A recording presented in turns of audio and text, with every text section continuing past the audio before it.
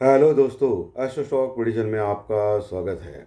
नक्षत्र ज्योतिष, कृष्णमूर्ति ज्योतिष, अष्टक वर्ग, न्यूमरोलॉजी, इन सभी शास्त्रों का यूज़ करके आने वाले दिन का प्रेडिक्शन मैं बोलने जा रहा हूँ।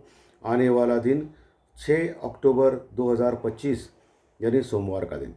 इस दिन एज पर फाइनेंशियल एस्ट्रोलॉजी क्या हो सकता है, ये जानने की कोशिश करेंगे। ओम श्री गणेशाय नमः। चैनल के डिस्क्रिप्शन बॉक्स में बिलो द टाइटल डिस्क्लेमर रखा है, इसको कृपया पढ़िए। यानी एज पर डिस्क्लेमर, ये एजुकेशनल प्रोग्राम है। इसके तहत जो भी मैं बोल रहा हूँ, ये मेरी पर्सनल राय है, मेरी खुद की राय है। आपके प्रॉफिट या लॉस, लाभ या हानि के लिए मैं और मेरा चैनल जिम्मेदार नहीं रहेंगे, रिस्पॉन्सिबल नहीं रहेंगे। ये प्लीज़ नोट करके रखिए। मेरा एस्ट्रो स्टॉक प्रेडिक्शन चैनल केवल और केवल सिर्फ और सिर्फ यूट्यूब पे ही अवेलेबल है, बाकी कहीं भी नहीं। ये भी नोट करके रखिए। और किसी भी इन्वेस्टमेंट या ट्रेडिंग के पहले शेयर मार्केट में आप किसी अच्छे फाइनेंशियल एडवाइजर से कंसल्ट कर सकते हो, एडवाइस दे सकते हो, ताकि आपको लॉस ना हो। चलिए दोस्तों, शुरू करेंगे। सो दोस्तों, हमारा जैसा प्रेडिक्शन था शुक्रवार के लिए, पिछले हफ्ते सेम टू सेम हो गया। मैंने आपको प्रेडिक्शन कार्यक्रम में बोला था शुक्रवार के लिए कि ज़्यादातर मार्केट यानी निफ्टी यानी मार्केट माइनस में रहेगा। और आप देख सकते हो शुक्रवार के दिन दोपहर 2:30 तक यानी 2:30 तक निफ्टी यानी मार्केट लगभग पूरा दिन नेगेटिव था। आखिरी के 1 घंटे में निफ्टी यानी मार्केट पॉजिटिव आ गया और प्लस लगभग 60 पॉइंट प्लस में क्लोज हो गया। और बैंक निफ्टी पिछले कई दिनों से स्ट्रांग था, और मैं हमेशा बोल रहा हूँ कि बैंक निफ्टी स्ट्रांग रहेगा, और वो लगभग 240 पॉइंट एंड 240 पॉइंट प्लस में क्लोज हो गया।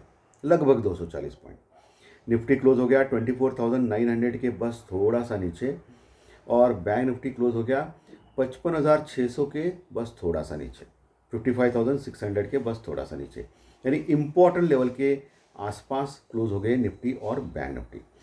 इंडिया विक्स यानी डर का इंडेक्स अभी 10 के पास पहुंचा है, लगभग 2.5% टूट गया शुक्रवार के सत्र में। और 10 के नीचे का जो इंडिया विक्स होता है ना, वो डेंजरस होता है। सो आपको बहुत ही केयरफुल, सावधान रहना है। कभी भी मार्केट में इंडिया विक्स डर का इंडेक्स बढ़ सकता है और मार्केट फिर से कोलैप्स हो सकता है, नीचे आ सकता है। ये इंडिकेट कर रहा है India VIX. Put call ratio जो था वो जो 1 के नीचे गया था, अभी वापस 1 के आसपास आ गया है।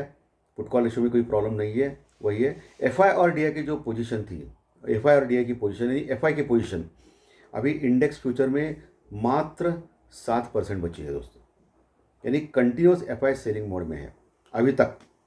सिर्फ और सिर्फ 7% एफ आई में की पोजीशन इंडेक्स में बची हुई है। इसका मतलब 93% वो शॉर्ट में बैठे हैं। अभी भी वो शॉर्ट अपने कवर नहीं कर रहे हैं, और ये बहुत बड़ी बात है। एफ आई बहुत ही बेरिश है हमारे इंडियन मार्केट के ऊपर। ओके, ये आपको समझना चाहिए। जब तक एफ आई बाइंग मोड में नहीं आता है, शॉर्ट अपने कवर नहीं करता है, तब तक मार्केट में ऑल टाइम हाई का जो है 26,000 के ऊपर का लेवल, वो दिख पाना थोड़ा सा मुश्किल है। ये आपको ध्यान में रखिए। शुक्रवार के सत्र में एफआई ने फिर से सेलिंग की, लगभग 1600 करोड़ की, 1600 करोड़ के आसपास की सेलिंग की कैश में शुक्रवार के सत्र में एफआई ने। और वही डीआई ने लगभग 500 करोड़ यानी 500 करोड़ के आसपास का माल कैश में बाय किया। यानी डीआई की बाइंग बहुत कम थी दोस्तों शुक्रवार के सत्र में। ये भी आपको नोट करने वाला पॉइंट रहेगा। वही ब्रेंट क्रूड ऑयल काफ़ी नीचे आ चुका है, $64-65 के आसपास। ये हमारे इकोनॉमी के लिए स्ट्रांग है दोस्तों, ब्रेंट क्रूड ऑयल का नीचे आना। ठीक है, डॉलर इंडेक्स वही, अमेरिकन डॉलर इंडेक्स वही 98 के ऊपर चल रहा है। ये थोड़ा सा ठीक है, क्योंकि 98 के नीचे चल रहा था अमेरिकन डॉलर, अभी वो 98 के ऊपर आ गया। यानी डॉलर में थोड़ी स्ट्रेंथ मिली है, जिसका फ़ायदा आईटी के स्टॉक्स को हो सकता है आने वाले हफ्ते। ये इंडिकेट कर रहा है दोस्तों। ओके, तो ये सब तमाम चीज़ें जो टेक्निकल मैंने आपको समझाई है, आपको ध्यान में रखना है। बाकी और एक बड़ी न्यूज़ है कि निफ्टी के जो कॉन्ट्रैक्ट साइज़ है, लॉट साइज़, ओके, फ्यूचर और ऑप्शन में अभी निफ्टी का कॉन्ट्रैक्ट साइज जो 75 का एक साइज़ है, लॉट का, एक लॉट का 75 क्वांटिटी का है, वो रिड्यूस होने वाला है 65 में। बैंक निफ्टी का भी रिड्यूस होने वाला है, लेकिन ये सब कुछ दिसंबर के बाद होगा।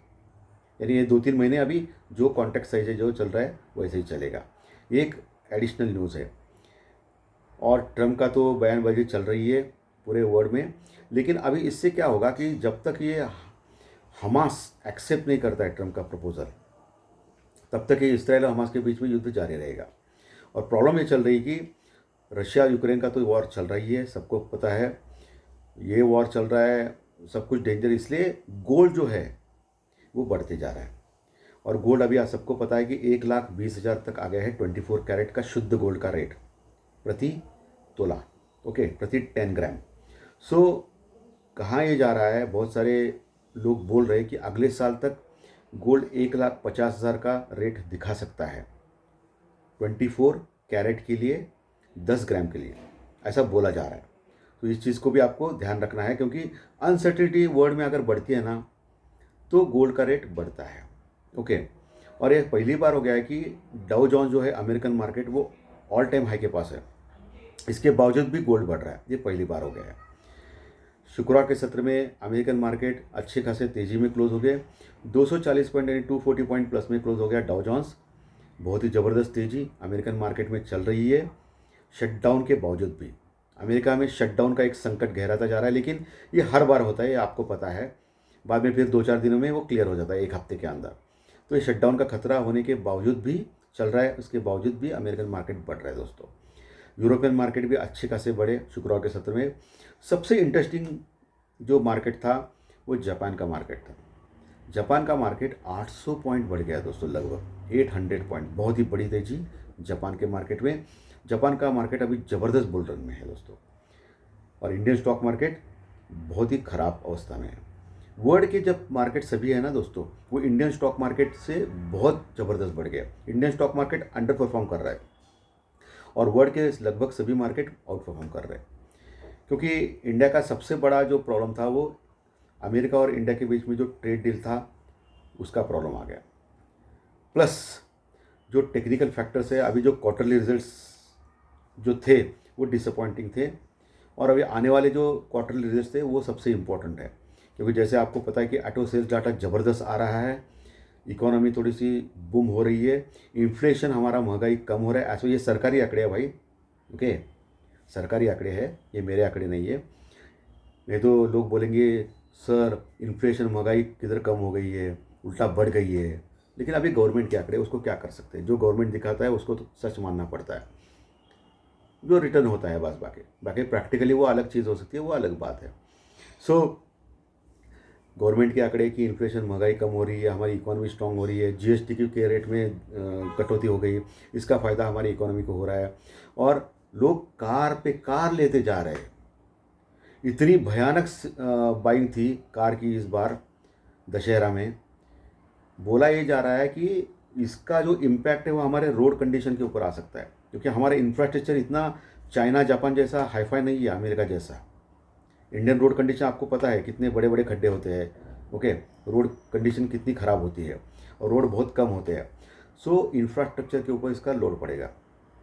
सो इंफ्रास्ट्रक्चर जो है यानी सीमेंट इंडस्ट्री को इसका फ़ायदा हो जाएगा, क्योंकि जो परिवहन मंत्री जो है हमारे, वो उनको अभी रोड्स वगैरह बनाने पड़ेंगे, बहुत सारे कंस्ट्रक्शन एक्टिविटी बढ़ेगी, जिसका फ़ायदा सीमेंट इंडस्ट्री को पड़ेगा।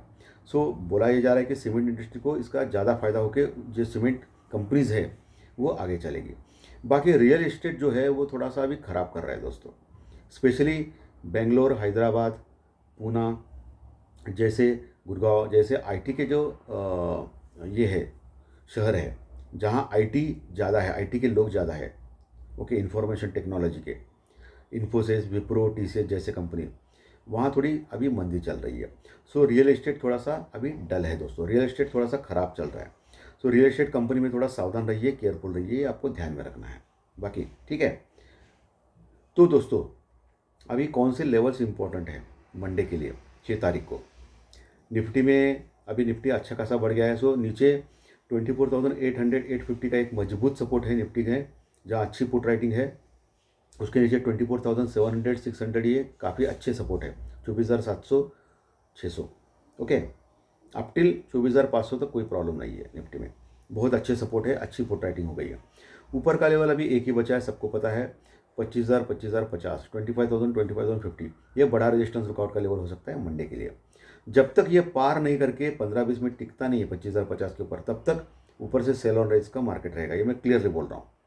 सो नीचे 24,700, ऊपर 25,050, ये जो अभी 300-350 का पॉइंट अभी आपको ध्यान में रखना है मंडे के लिए, निफ्टी में बोल रहा हूँ। वही बैंक निफ्टी जो है वो काफ़ी स्ट्रांग चल रहा है पिछले कई दिनों से, 55,600 के पास भी पहुंचा है, 55,600 के आसपास।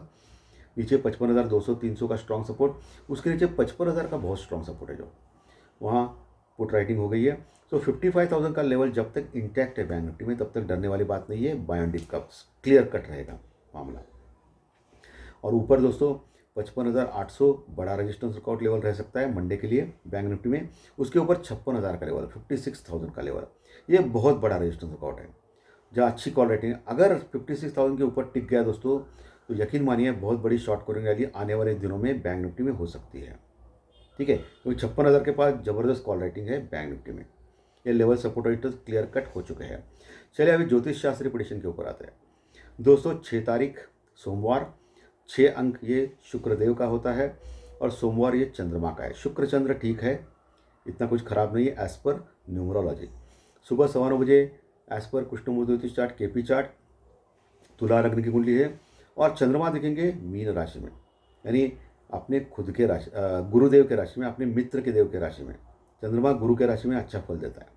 सो मीन राशि में गुरुदेव के राशि में चंद्रमा रहेंगे और यहाँ चंद्रमा उत्तरा भाद्रपद नक्षत्र में रहेंगे जो शनिदेव का है और नक्षत्र स्वामी शनिदेव चंद्रमा के साथ बैठे हैं। नक्षत्र सब लॉर्ड यानी उपनक्षत्र स्वामी एज पर केपी चार्ट, उसके योग नक्षत्र लॉर्ड और चंद्रमा के साथ देखने के बाद अष्टक वर्ग के पॉइंट कैलकुलेट करने के बाद मुझे लग रहा है कि 6 तारीख का दिन सोमवार का मार्केट के लिए ज़्यादातर निगेटिव या मंदा रह सकता है, ये आपको ध्यान में रखना है। ठीक है, और एस्ट्रोलॉजिकल टाइम की अगर बात करेंगे तो सुबह इमिडिएटली है दोस्तों। सो आपको देखना है मार्केट कौन से लेवल कौन से साइड में जाता है, उस साइड में जाके आपको जो भी थोड़ा बहुत प्रॉफिट कमाना चाहते हो वो कमा के एग्जिट होना है। यह सबसे इंपॉर्टेंट है, बने नहीं रहना है। ओके, मूवमेंट्स बहुत बड़े बड़े हो सकते हैं मंडे के दिन। जो कॉल राइटर्स और पुट राइटर्स है उनको बहुत ही संभल के काम करना है मंडे के दिन। और जो कॉल और पुट ऑप्शन बायर्स है यानी ऑप्शन बायर्स को प्रॉपर हेजिंग करके चलना है मंडे के लिए। ये मैं आपको पहले ही बोल रहा हूँ क्योंकि मंडे का सेशन थोड़ा सा वोलेटाइल हो सकता है मार्केट के लिए दोस्तों। न्यूज़ की फ्लो के ऊपर भी आपको ध्यान रखना है मंडे के लिए दोस्तों। चलिए अभी चंद्र राशि के अनुसार 6 तारीख का दिन कैसा जा सकता है इसके बारे में डिस्कस करें। मेष राशि को अच्छा जा सकता है, वृषभ मिथुन को खराब, कर्क सिंह को अच्छा, कन्या तुला को खराब, वृश्चिक धनु को अच्छा, मकर कुंभ को मिक्स और मीन राशि को अच्छा जा सकता है। ये मैक्सिमम 80% तक सही मानना है क्योंकि आपकी खुद की जन्म कुंडली इंपॉर्टेंट होती है। चलिए अभी अंक शास्त्र यानी न्यूमरोलॉजी यानी संख्या शास्त्र यानी आपकी डेट ऑफ बर्थ, आपकी जन्म तारीख, उसके अनुसार आपका 6 तारीख का दिन कैसा जा सकता है यानी मंडे का दिन, इसके बारे में डिस्कस करेंगे दोस्तों। जिनकी डेट ऑफ बर्थ 1 तारीख, 10 तारीख, 19 तारीख है या 28 तारीख उनको खराब जा सकता है। 2, 11, 20, 29 डेट वालों को भी खराब जा सकता है। 3, 12, 21, 30 डेट वालों को भी खराब जा सकता है। 4, 13, 22, 31 डेट वालों को अच्छा जा सकता है। 5, 14, 23 डेट वालों को अच्छा जा सकता है। 6, 15, 24 डेट वालों को भी अच्छा जा सकता है। 7, 16, 25 डेट वालों को अच्छा जा सकता है। 8, 17, 26 डेट वालों को भी अच्छा जा सकता है।